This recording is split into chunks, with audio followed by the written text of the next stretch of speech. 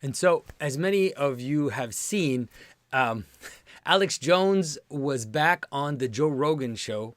I think was it yesterday or 2 days ago? And it seems to be blowing up on the internet. I've been wanting to do a video on conspiracy theory and using Alex Jones as an example. And so I thought that because now all of this is going down, it might be a good opportunity to look at how conspiracy theory functions in terms of its symbolic structure.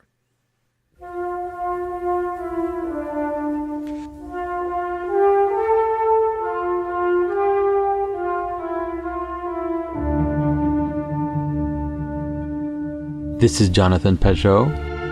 Welcome to the Symbolic World.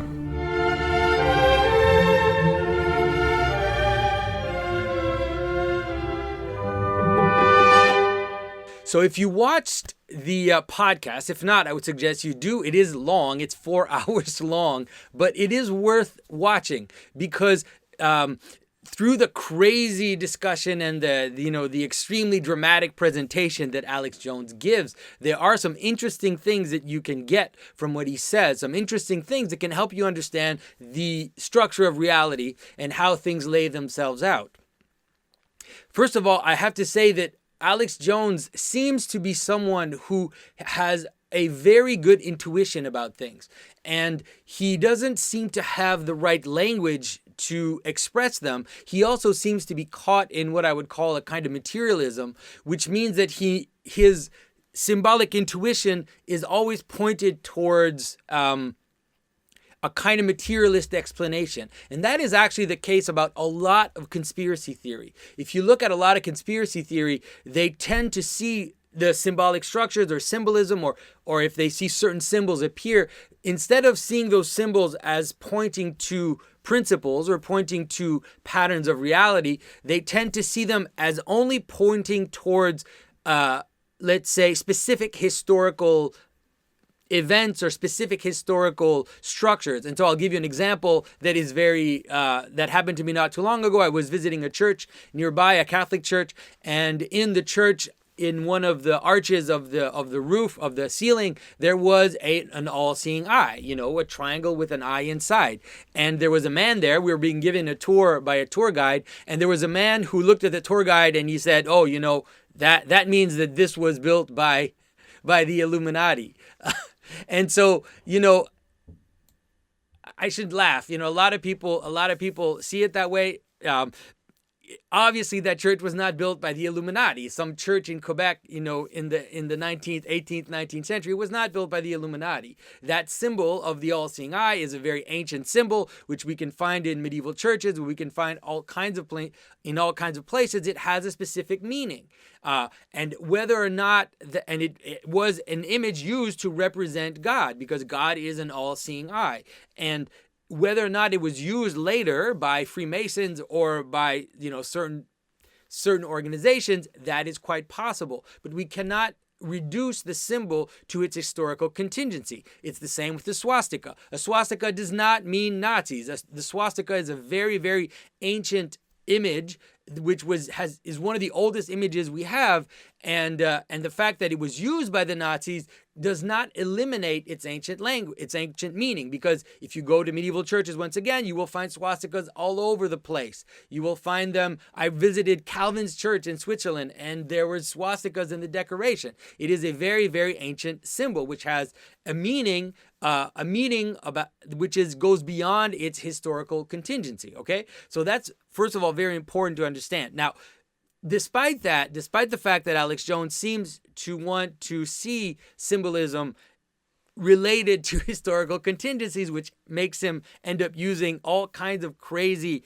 language such as multidimensional and trying to relate everything to some kind of scientific hypothesis, his intuition is actually quite good in terms of understanding symbolism. If you haven't watched the video, I would suggest you do, because one of the things that happens during the discussion with Joe Rogan is that they end up talking about conspiracy theory itself.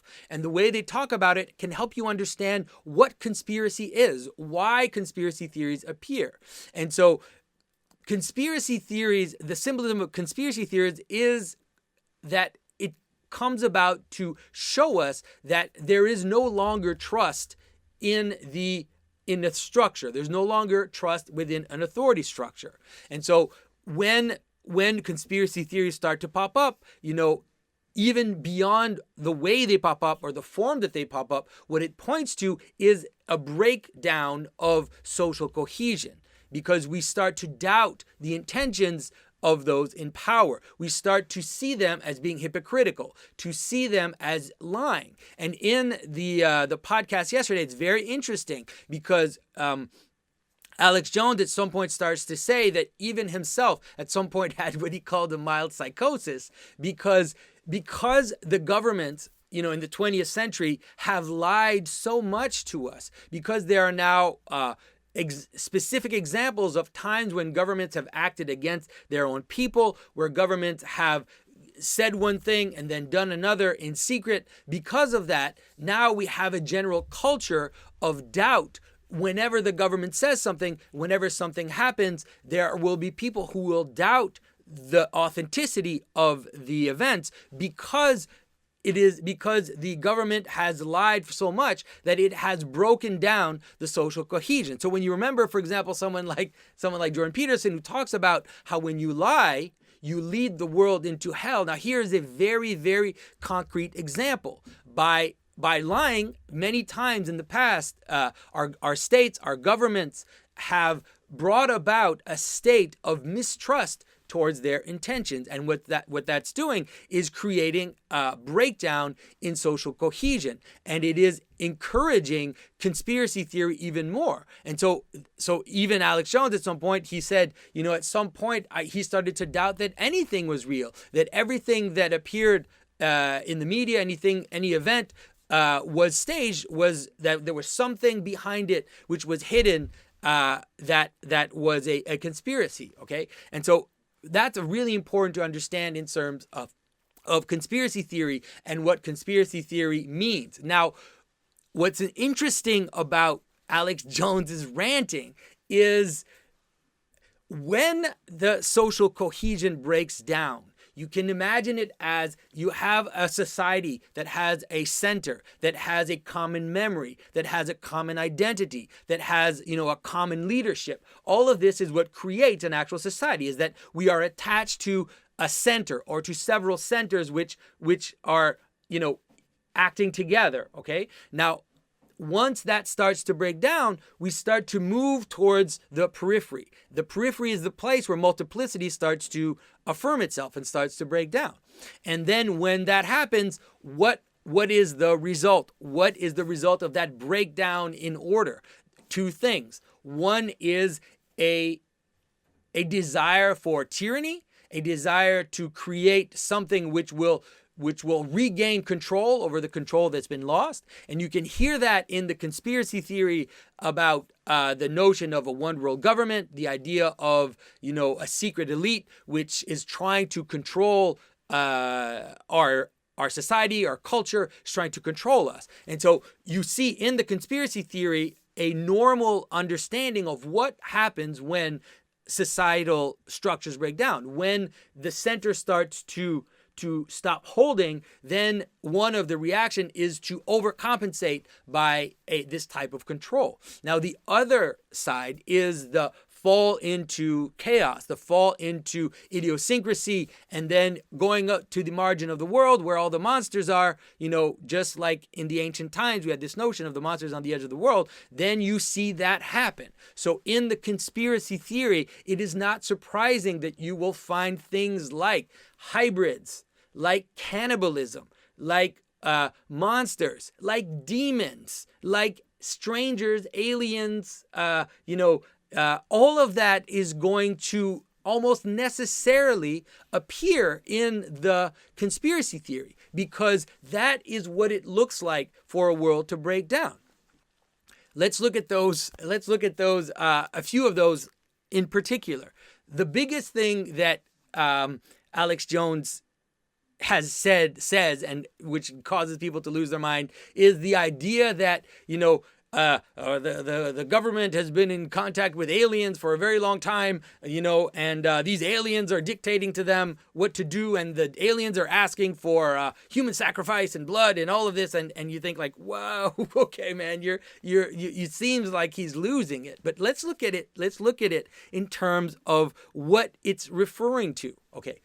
If you listen to Alex Jones very carefully, at some point he'll start to switch between the name that he gives to these aliens. He'll say alien, then he'll say something like elves, and then he'll say demons. And so what is he talking about? What is he talking about? Now, if we want to understand it symbolically, what is happening?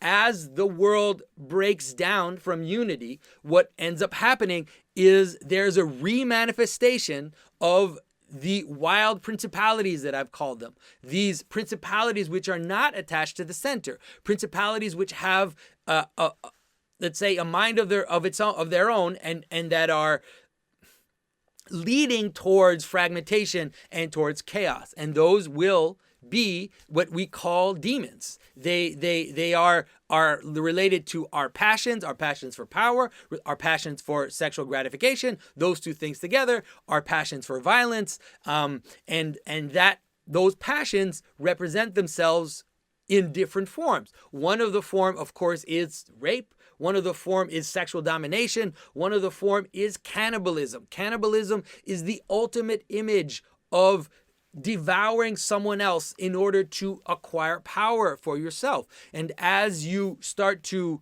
be focused on power, let's say external power, as you move away from that inner center and you look towards outer forces, one of the things you notice is that power comes from devouring it from other things.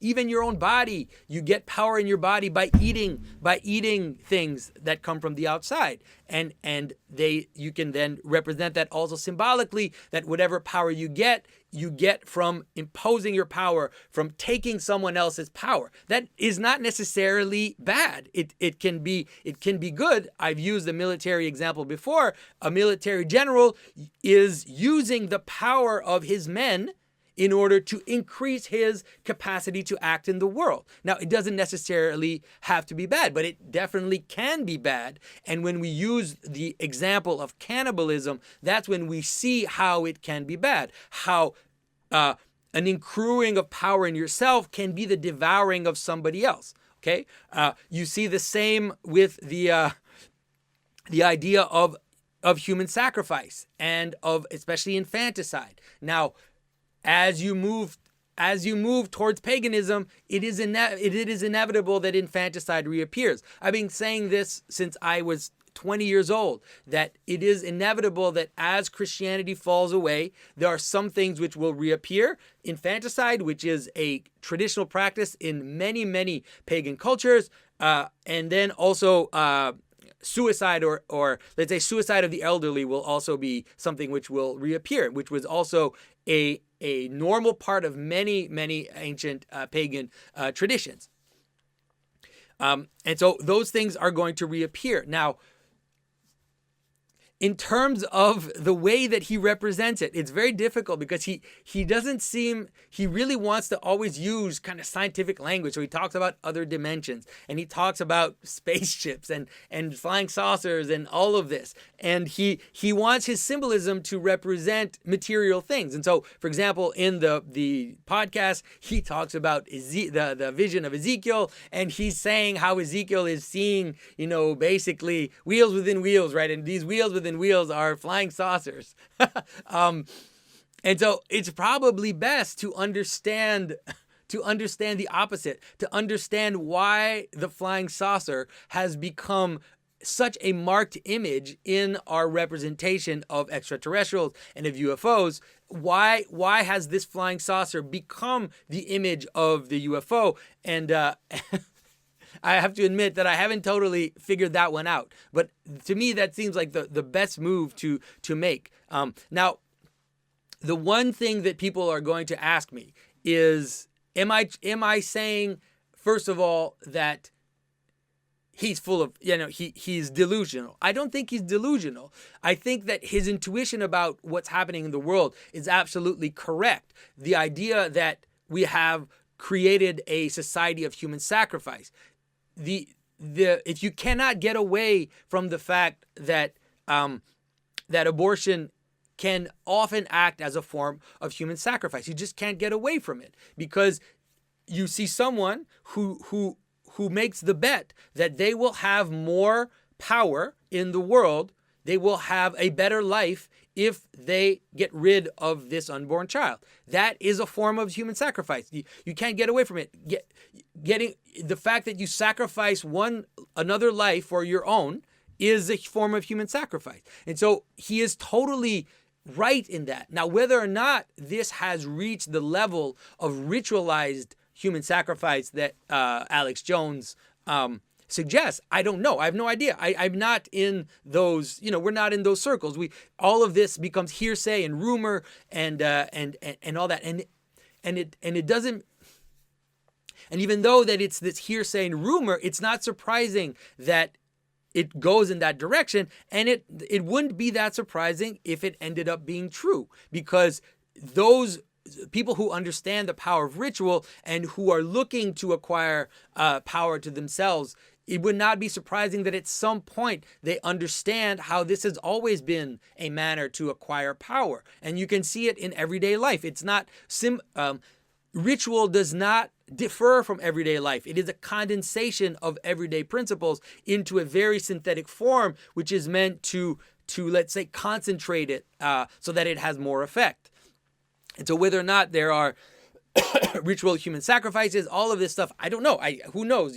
This is conspiracy theory, but it's the most important thing for us in terms of those who study symbolism is to notice how coherent the examples that he's using are, to be able to see beyond the language of flying saucers and aliens and everything, and understand about the connection between the foreign, the strange, the alien, the demon, all of those, all of those things, go together. If you're interested in that, I did make a video called The Symbolism of Aliens, which tries to show systematically how in our stories, even in our modern stories about extraterrestrials, how all of those things fit together.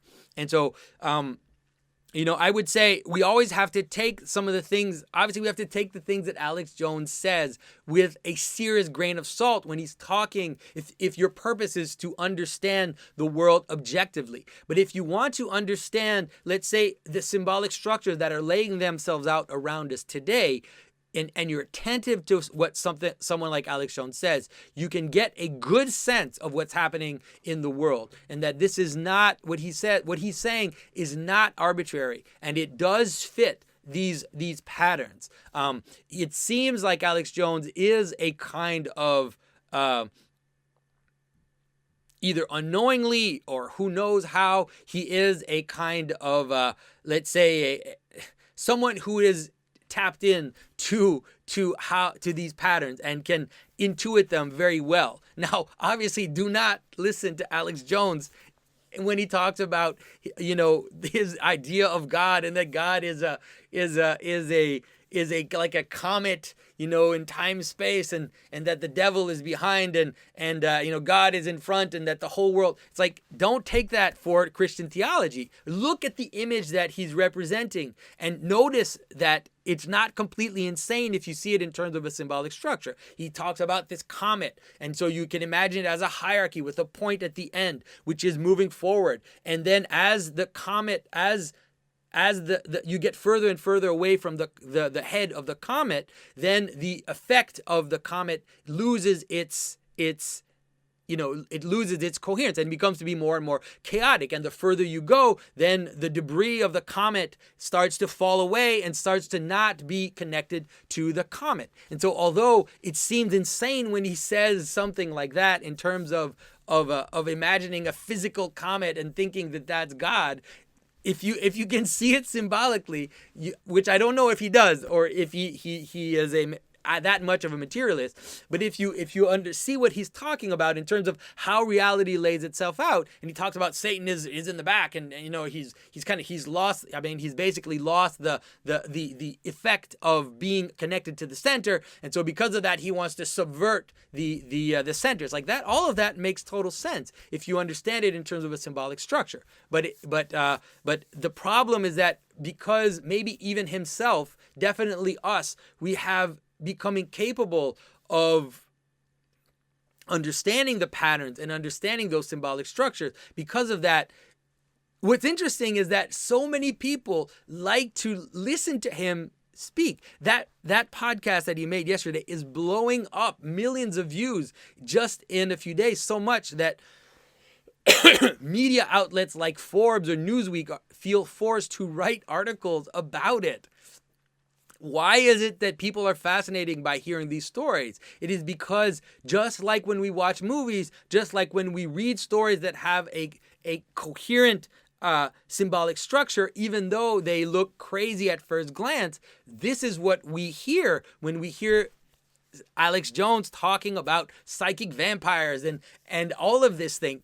The structure in which he embeds all of this is actually more coherent than we might think. And so let's see if this video gets banned because I'm talking about Alex Jones in a somewhat positive light. And so yeah, and if ever Alex Jones, if you ever, it seems impossible, but I have been on InfoWars before, not your show, but if you ever see this, it is something that I would like to talk to you about and see if we can come to understand some of the things that you're talking about in terms of their pattern. And so, guys, thanks for following me. As you noticed, I've been putting out a lot more content, and it is something that I hope to keep up.